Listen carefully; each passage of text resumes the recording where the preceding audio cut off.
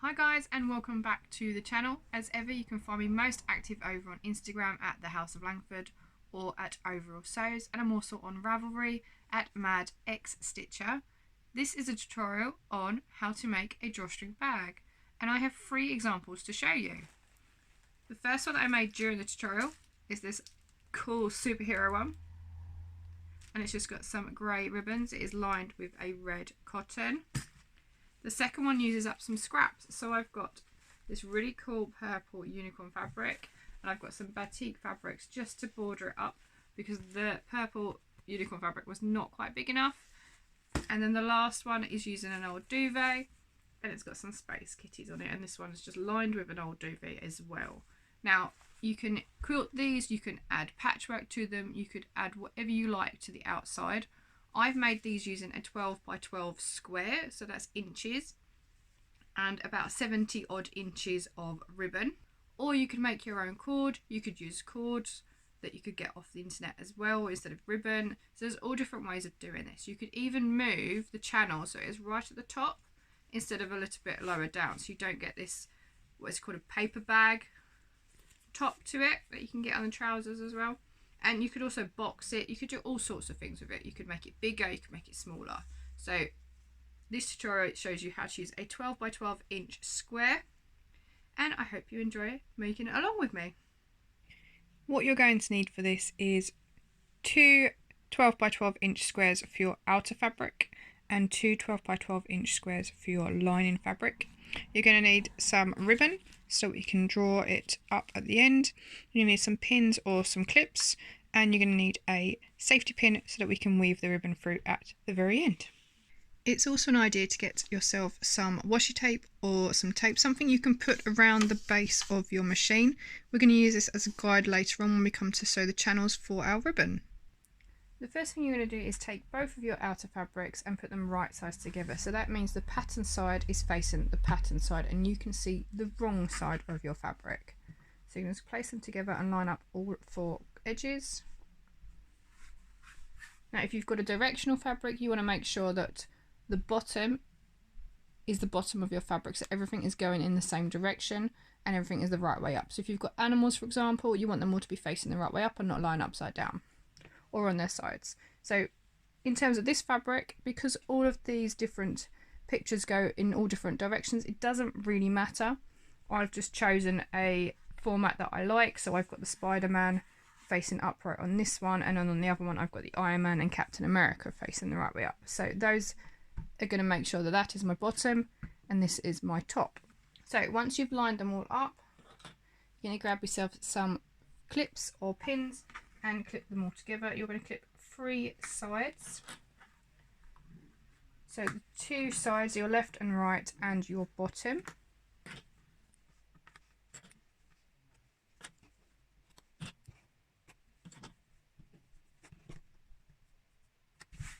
Like so. So I've got the top left open and I've got the bottom clipped and my 2 sides. So next up we need to put in some markers that we're not going to sew so that we can make sure we can create our channel when it comes to that at the very end. We are going to measure 2 inches from the very top and a 3-inch marker. So you can see I've put the 3 inches line on the top of my fabric. I'm going to measure down 2 inches, mark here, and then measure again 1 inch and mark here. Now I'm doing that from the top right, and I'm going to do it from the top left as well, so it's both of them are at the very top of our fabric. Now this can be done with a friction pen because this will just iron off. You could also do it with chalk, you could do it with a pencil because it's going to be on the inside so you're not actually going to see it anyway. So I'm just going to mark these off, and what I want to do is make sure that not only can I see my marks, but that I'm going to be able to see them when I sew. There is no point putting them right at the edge of your fabric if you're using the edge of your presser foot to measure against, because otherwise you're not going to see the marks when you get to them because the presser foot will be in the way. So that is the first side done. Over to the next one, again at 2 inches, and lastly at 3 inches.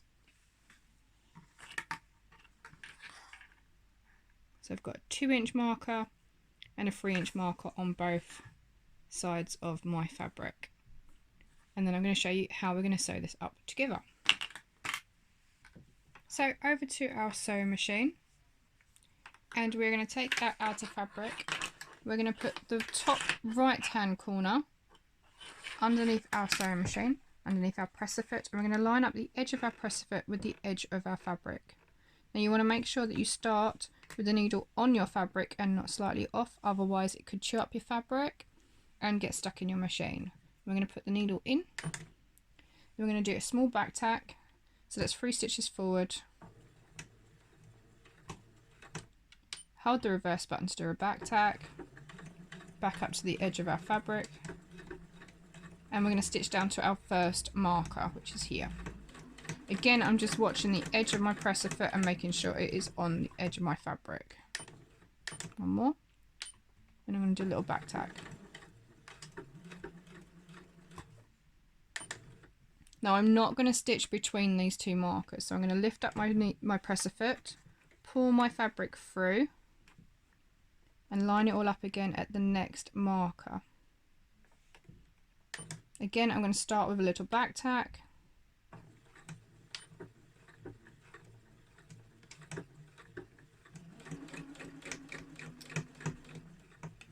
I'm going to stitch all the way down to the first corner.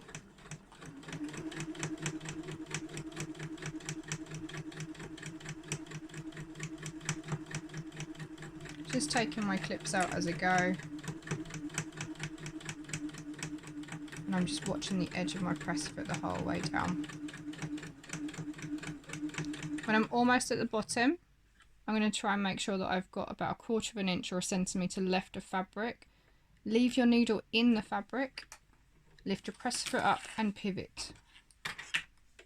When you put your presser foot back down, you want the edge of your presser foot to be on the edge of your fabric. Now mine's not quite there, so I'm going to go back, add 1 more stitch, so that when I pivot, it is on the edge of my fabric. And I'm going to do that when I get to the next corner. And then when I get to the next marker, I'm going to do a back tack. I'm going to leave that opening again, and then I'm going to do another back tack.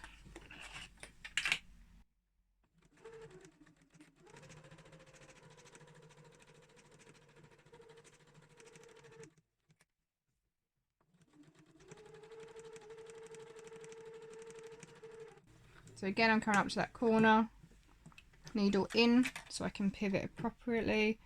I've got another stitch to do, so let's go back, do 1 more.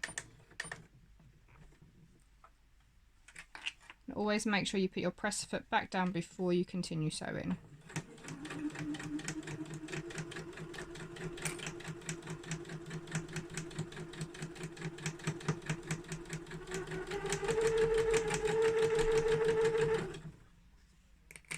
So I'm almost coming up to my first marker again on the other side.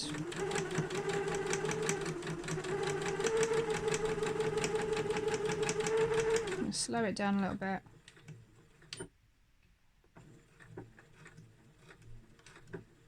Complete a small back tack. And then again, lift up, pull through to the next marker.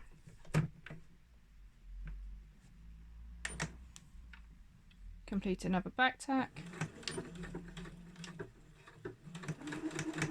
stitch all the way to the end, and then complete a back tack when you get to the very top. Now you are leaving the top opening open, you are not sewing the very top. So you can see this is still open, and I've got a hole either side ready for our channel. Next up is your lining fabric. So I've got 2 pieces of plain red cotton. If you've got something plain, you don't really need to work out what is the right and wrong side, because they can pretty much look the same. This is just cotton, so it's very easy to just leave it as it is. If you've got a patterned fabric, on the other hand, though, you'll be able to see the right and wrong side, because the wrong side will be a little bit fainter in terms of the print. So you want to make sure that right sides are together. Again, same as we did for the outer. So let's line those up. And again, if you've got a pattern fabric and it's got a direction on it on the print, you want to make sure that the bottom of your print is at the bottom and you leave the top open again. So we're going to clip 3 sides, again leaving the top bit open,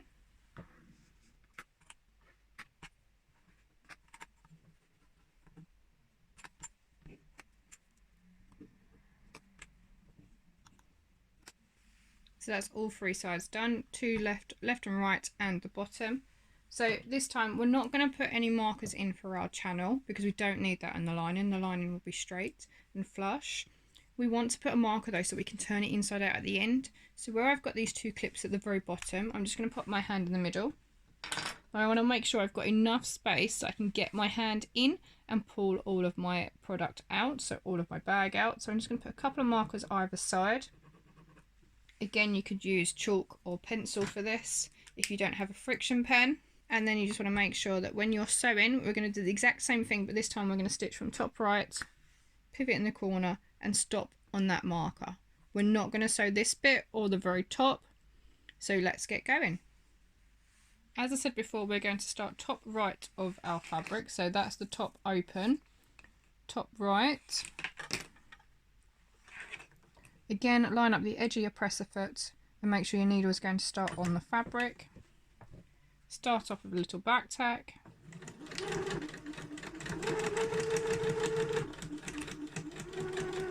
And we've got no markers on the top side in order to stop at, so we're just going to sew all the way down to the bottom corner and repeat what we did on the outer fabric.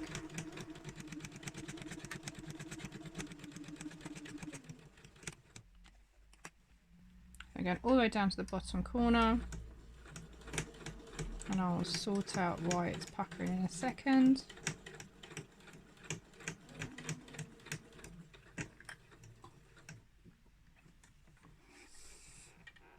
We just need one more.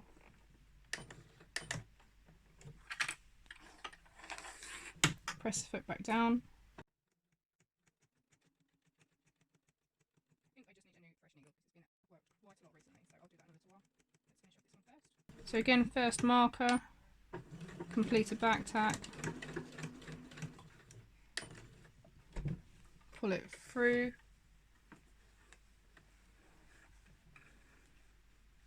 to the next marker,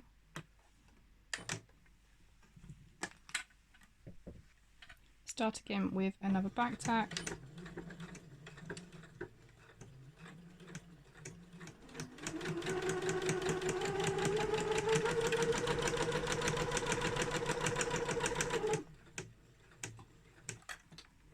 pivot in your corner,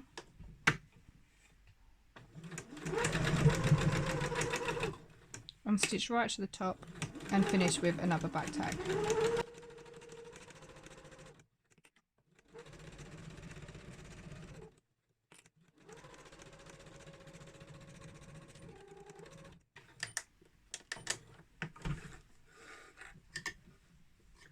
And that's finished. Once you've got your outer sewn up and your lining sewn up, we're going to turn the outer the wrong way round. So we're actually going to turn it the right way out.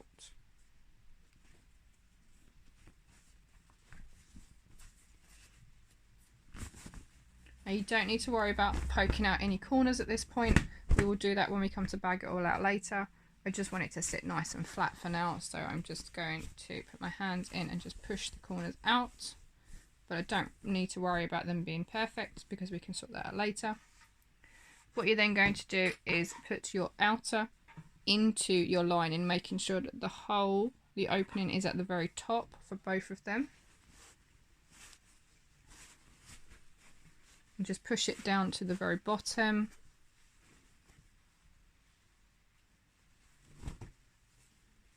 What you're going to need to do is line up the side seams. And you can press open with your fingers the seams so that they sit nice and flat. And this will help us to get the ribbon in later. So you can do that with both the outer fabric and your lining fabric.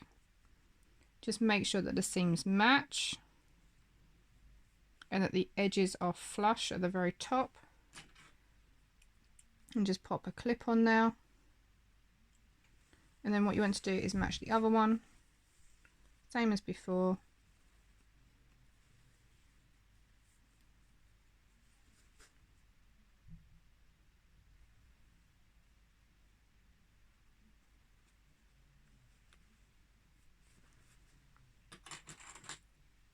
Like so, and then make sure that the edges of your fabric all line up and they meet, and you can just clip or pin all of the way around.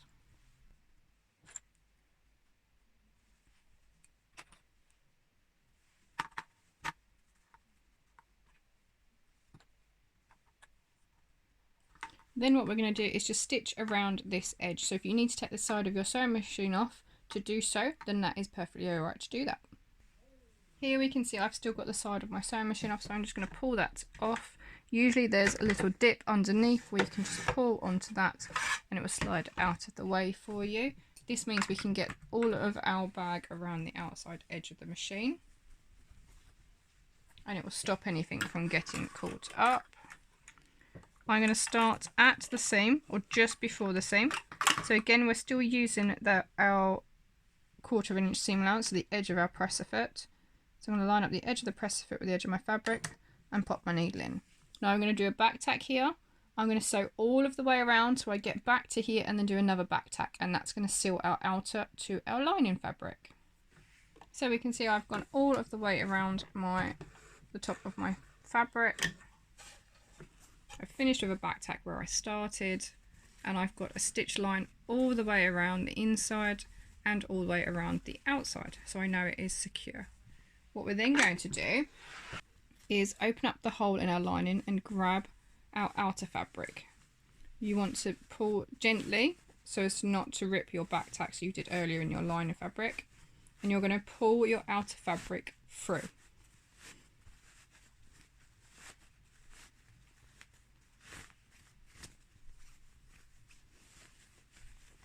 So you get like a little sausage. This is where you can poke the corners out of your outer fabric. Don't need to worry about your lining fabric because that will get pushed in a little while anyway. So whilst you've still got this opening, you can go back down to your corners. Now I like to fold over the seam allowance inside, grip hold of the corner and pull it through, and that tends to give me really nice corners every time. It's almost a 90-degree angle. And just roll it between your fingers until you get a nice corner that you're happy with.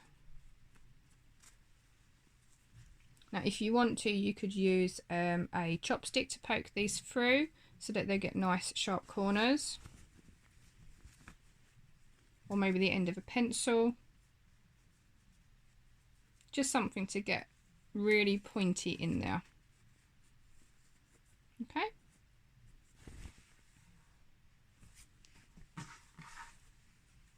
So what we need to do next is then sew up the hole in our lining fabric.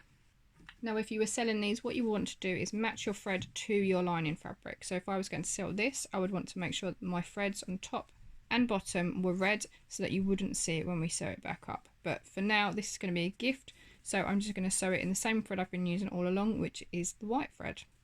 Now you can actually see my marker still through this, but that doesn't matter because what I'm going to do is give it a really good press and iron at the end, and that means all of my markers are going to come off. So when it comes to sewing up this lining piece, what you want to do is tuck all of your seam allowance inside, roll it between your fingers so that you can see the stitch line either side, because that's where you're going to start stitching. Now because I can see my markers still in pen, I know exactly where to start and stop. So I'm going to line it up on my sewing machine. But instead of using the edge of my presser foot, this time I'm going to use where the edge of my presser foot, so the metal part of my foot meets the clear part of my foot. That gives me about 1/8 of an inch seam allowance. And if you wanted to move your needle over, then you could easily do that as well to get really close to the edge of your fabric. You don't want to come in too far because we've used a 1/4 inch seam allowance anyway.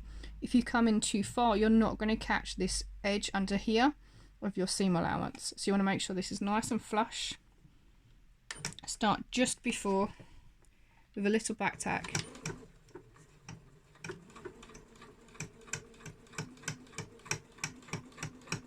You want to stitch through all 4 layers, nice and close to the edge, and then do another back tack just past the other end.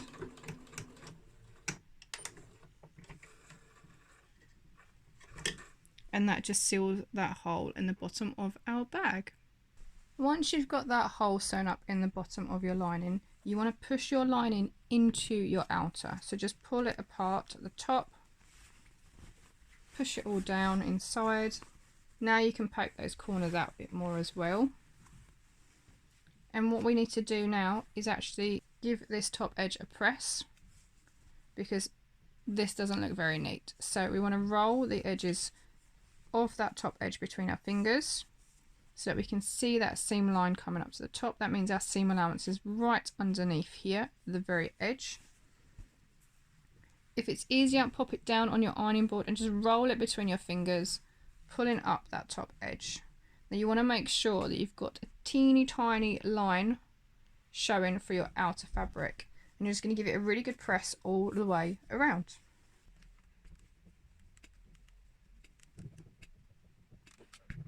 So just continue around until you've got all of that edge nice and neat and tidy.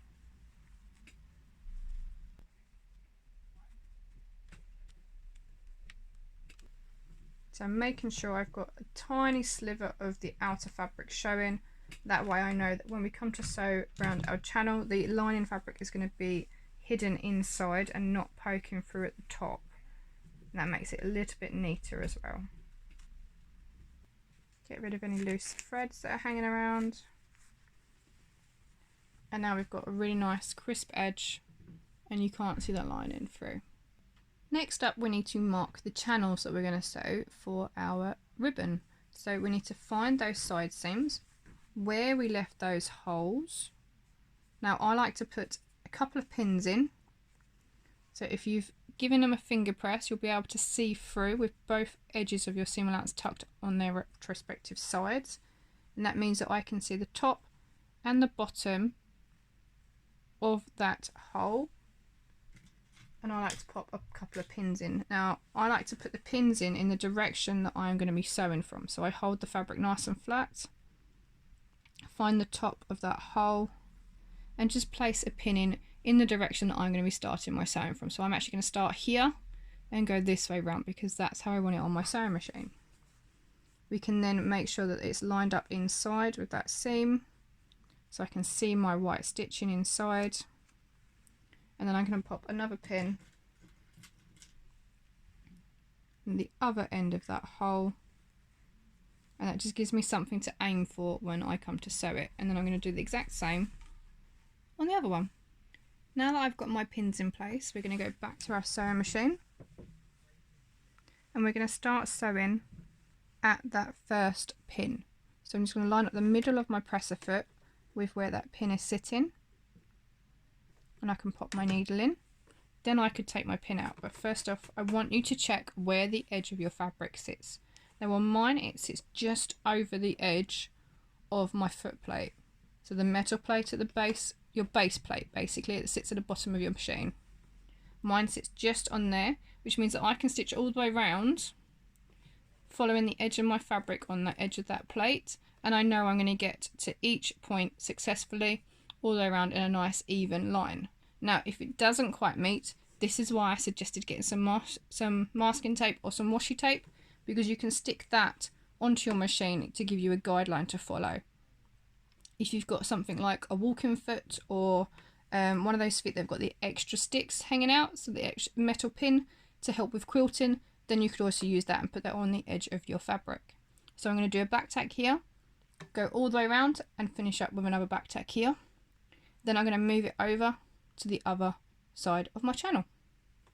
When you get about halfway round, what you want to do is make sure you are aiming for that pin at the very top of your channel opening. That way you know you're going to hit it properly. You're not going to come too far in and make it smaller, or too far out and make your lines a little bit off and uneven. So I'm just going to follow where this pin is sitting. Once I've got past it, then I can just go back to my line and make sure that the top edge is the same distance all the way around. Once you've completed one line of stitching, you're just going to make sure that you overlap your back stitches here, your back tacks, and then you're going to move over to the next pin, so the other side of your opening for the channel. You can see I've moved my washi tape so that if I pull my fabric straight, my washi tape gives me a really nice line to follow. So I'm going to complete this in the exact same way I did before, but this time using the edge of my washi tape with the edge of my fabric to make sure I stay nice and even all the way around. And again, when you get halfway around, make sure you are aiming for that second pin, and when you get to the very end, make sure you are aiming for your stitch line to make sure they all line up neatly. Now, if you find you're getting little puckers or gathers in your work when you're sewing your channels, that's absolutely fine. Just push it to one edge, because once it's all drawn up with the ribbon or the drawstring, it's not going to be noticeable anyway, because this will all be gathered. Once you've got your channel in place, the last thing we're going to do is thread up some ribbon and get that in there so that we can pull it nice and tight. So in order to measure your ribbon, you need to make sure it's at least 3 times the width. So I like to place my ribbon over the top, or a measuring tape over the top, measure 3 times the width, and then I cut 2 lengths that size. If your ribbon is slightly smaller, that doesn't matter. It just means you need to make sure you've got enough over at each end so that you can tie a big knot or add tabs if you want to. So all I'm going to do is cut my ribbon, pop a big safety pin on the end. Now if you're using a cheaper ribbon or a thinner ribbon, it could be that your safety pin will create a big hole in it. So this is why I like to make sure I've got a little bit extra to work with, and that means that I can easily chop off the end if I need to. So we're going to go through one opening. The idea is that we go through one all the way around and back out through the same one, and then we do the same on the other side, so we've got to pull either side. So just thread your safety pin or whatever tool you're using to weave your ribbon through. You're going to push all the way around. I like to try and keep that ribbon nice and flat as well, and then it stops getting extra bulk inside your bag and inside the channel. Now you might find some resistance when you get to your side seams, but that's absolutely fine. It's because you've got the seam work in there and your seam allowances. So my safety pin currently wants to go in there. There we go, pop it out. It just needs a little bit of manoeuvring to get around that bit. So just keep going all the way around until you get to the other side where you went in.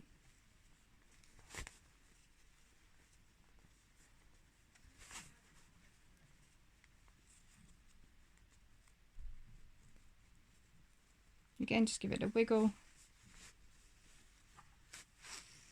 and then we can pull that ribbon through.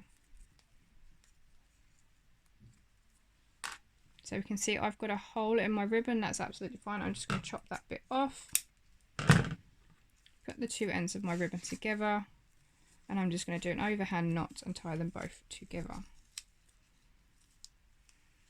Now if you want to seal the ends of your ribbons, it's very simple. You could either put a little bit of clear nail varnish on the end just to seal it, or you could run it over the flame of a tea light, and that will just seal the ends of the ribbon so it stops it from fraying. So that's our first one in. So we're going to grab the other half of our ribbon and do the other side.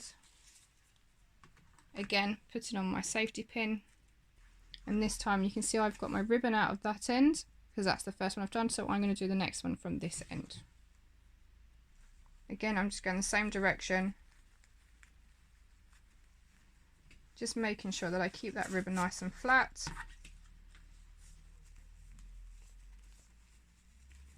And going all the way around again.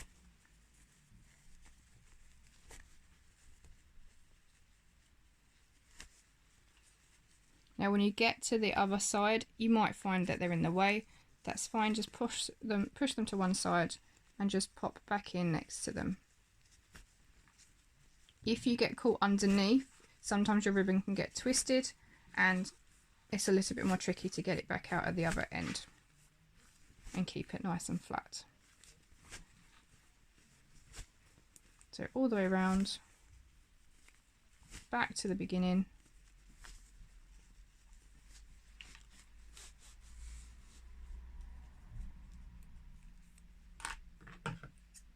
Again, just chop that off if your safety pin has ruined your ribbon a little bit. And again, one overhand knot to tie those ribbons together.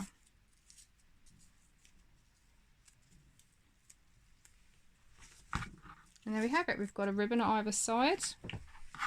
And that's our finished drawstring bag. And the last thing to do is this. And we're done. Once you've made one bag, there'll be no stopping you. So then you'll have another bag and another bag, and it will just keep going on. So I hope you've enjoyed this tutorial, and I look forward to seeing your makes in the near future. Remember to like and subscribe, and check out all my other tutorials available on the channel. See you again soon. Bye.